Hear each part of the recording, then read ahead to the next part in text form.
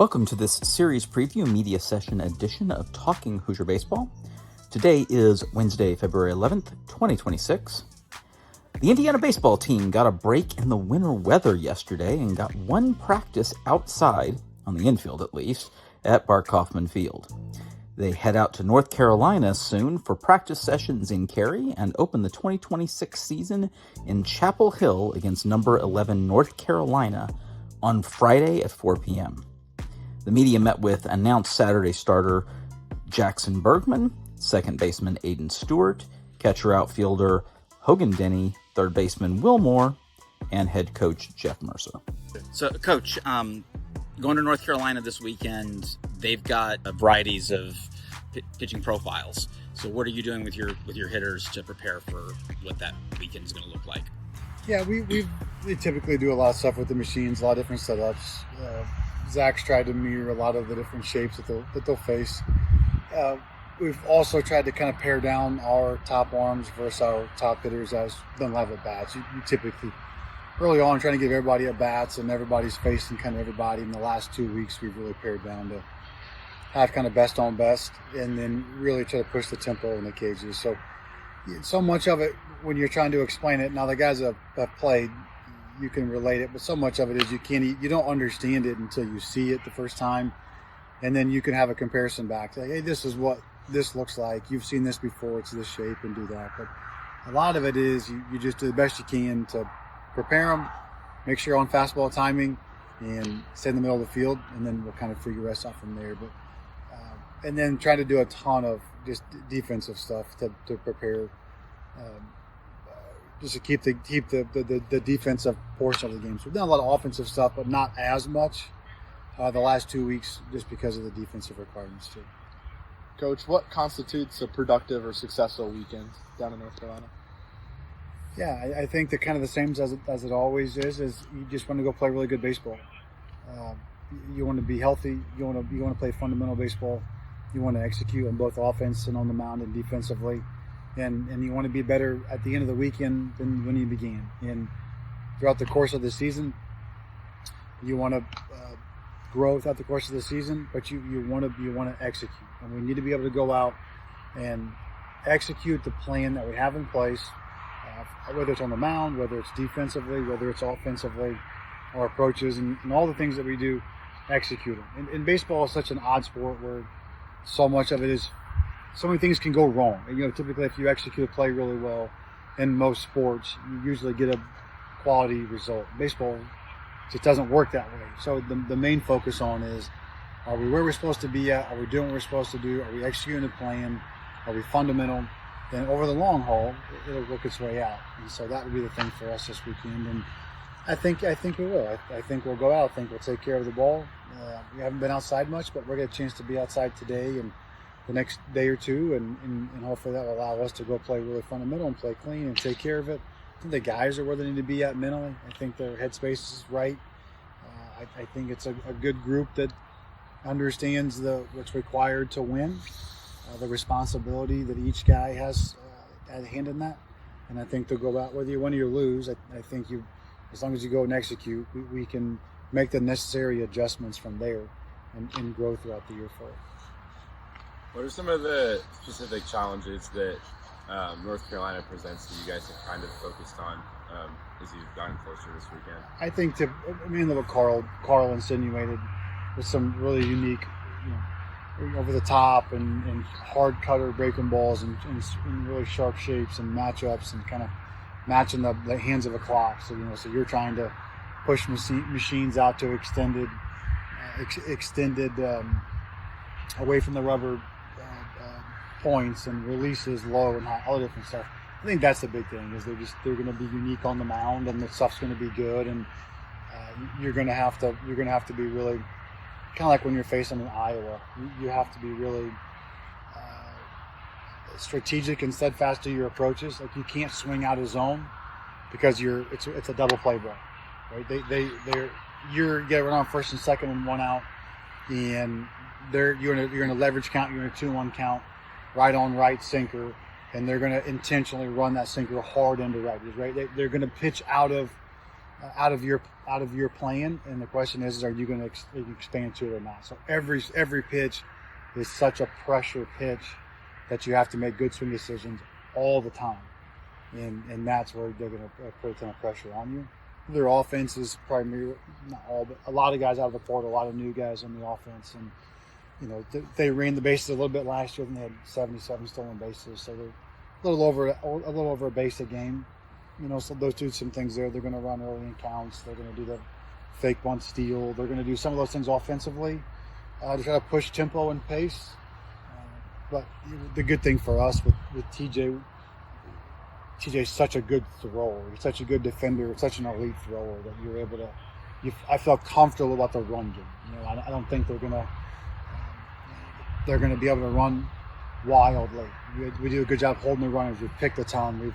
Matt does a good job talking to those guys about varying hold times and looks, and we can really throw behind the plate, so I don't worry about those things. So just, can you match up on the mound with them and keep yourself in the ball game to where it's a 2-run game in the 7th inning, and then down the stretch try to find a way to pull it out and move from there. But yeah, it'd be to Carl's point, it'll be matching up on the mound and keeping out of double plays, having good at bats with guys in scoring position, being able to finish innings that you started, those kind of things.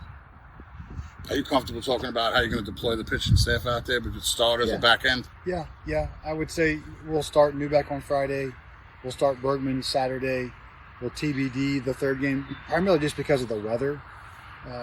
Braden Thomas, if it was today, probably would go third.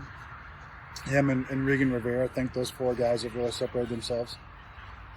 But just they got rain on Sunday, and we're going to play 2 Saturday and not. So it would be probably those 3 guys. I think Regan gives you a chance to really follow whichever one you like and really give you some length. He's been tremendous. I could see Regan being a starter as well. It wouldn't bother me at all, but I think he matches up well after both the first 2 guys. And as you guys know, the first couple of weeks, you're going to have you got 60 pitches. You got 65 pitches. So you're going to have 2 guys that are going to have to cover a game anyway. So you kind of doing 4 innings and matching them up. So, Newbeck and Bergman will start Friday, Saturday. BT would probably be the third. And then Regan's your guy that you really feel like could be a 4th starter. But you're going to have to match those guys up. And now it's on the back end. You're looking at Seabold and Yarberry. I feel really good about. I think Ian White, from a matchup standpoint, Ian White's really been good from a matchup standpoint. Sarhat has been good from a matchup standpoint. You saw him in the fall, liked him in the fall. Good downer breaking ball, good changeup split, and the angles deceptive and tough. Connor Lynn, if you have a lefty run of guys, I think Connor can be a starter. Connor can come in and match up, and then if he also can give you some length. So I think those are the guys that you're probably looking at would be your main bullpen segment. Braden Thomas threw really well last weekend. It was the best I've seen him throw in a 4 or 5 inning stint. He was really good.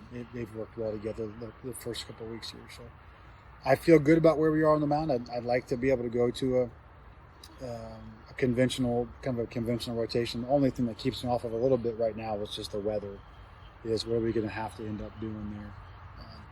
And so I don't want to pencil in a guy into that 3rd game, and then the games change and the days change. So they've all been worked up to either a Friday or a Saturday schedule. So Bergman and Tony Newbeck and Regan have been worked up on a Friday schedule. Bergman and BT have been worked up on a Saturday schedule. So those guys will be able to work off of that. Anything else for Coach? Tuesday after the Yankee series, you guys have your first home game. What's kind of the mindset going into the home opener? It's a great question. I would like, obviously, depending upon what days we play this weekend. If it's you say you have a doubleheader Saturday, or lining yourself back up for next weekend while also getting some of those young guys an opportunity to pitch. So you're looking at, Xavier Carrera and Kellen English and Ivan Masalski, those guys that really would like to to get those guys in. If they don't get in this weekend, we have to get those guys in on Tuesday because they're going to be main contributors for us this year. And so I want to get those guys experience. But we need to win the game. We need to play really well to win the game. So it kind of depends on how we manage this weekend. Maybe we open with an older guy and we start to get some of those young guys in.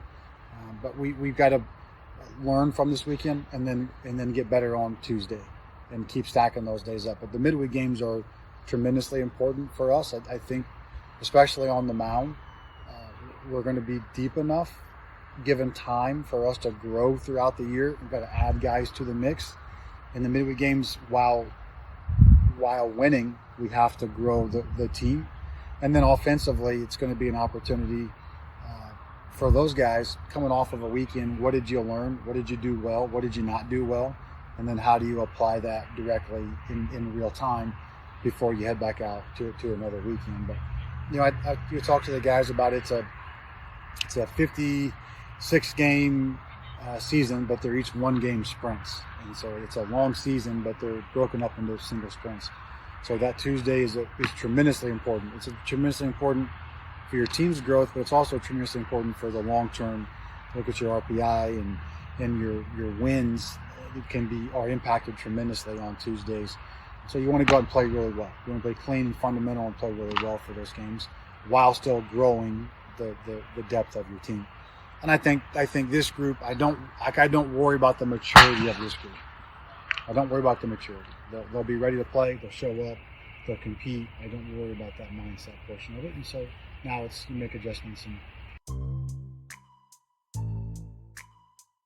Jackson, you're obviously coming in as a veteran player, but you're also new to the team. So kind of talk about what your role is on this team, and just how you're getting along with this group of guys. Yeah. So obviously it's always weird kind of coming into a new group. You don't really know anyone. But I think through the fall and kind of this preseason, we've done a great job just sticking together, all trying to work as one unit towards the common goal of winning the Big Ten, hosting a regional, and then kind of just going from there. Jackson, what was your first impression of Coach Myers? Yeah, that was kind of, I wasn't expecting it when Gallant told us he was stepping down, but I got on the phone with him over winter break, and I mean, it was just kind of everything I was looking for. He's fit in really good with our pitching staff, so I think it's going to be a great addition to the team. Jackson, you had a big run with Toledo in that MAC tournament I saw. How was it the experience there, especially pitching against Ball State? Yeah, MAC tournament last year was great. We started off against our rivals Bowling Green, and we ended up beating them, and then made it all the way from the losers bracket. I think we won 5 in a row to get to that championship, and it was a great run with those guys. I'm hoping to make another good run in Big Ten tournament this year. So. I guess you got it. Okay, I was going to say, just a question for any of you to tackle. Just the importance of a strong non-conference schedule, starting with North Carolina, obviously, preseason top 10 team. So what does Coach Mercer kind of emphasize to you guys, just the importance of playing a schedule like the one that you guys are playing? I think it's good for us to be battle tested early on. I think last year we kind of had an unfortunate start where we didn't play the best that we could have played. So being able to play those top programs in the entire country early on in the year is just going to strengthen us and allow us, once we get to Big Ten play, to play our best baseball right away, not late in the year. Aiden, you're a new guy here too. What's the acclimation process been like for you? It's been a lot of fun. Great group of guys here. And yeah, everything's been going smoothly, and we're ready to get after it this spring. What's it like being able to, obviously, play an environment out here, but at least getting outside a little bit before your first kind of weekend, again, for anyone? Just what's that been like? What's the importance of that? Just being able to get a little bit of practice and outside. So we've had a really good setup at Mountain Camp. I think it's one of the best indoor facilities in the northern part of the country, but we've been able to take a lot of live at-bats in there.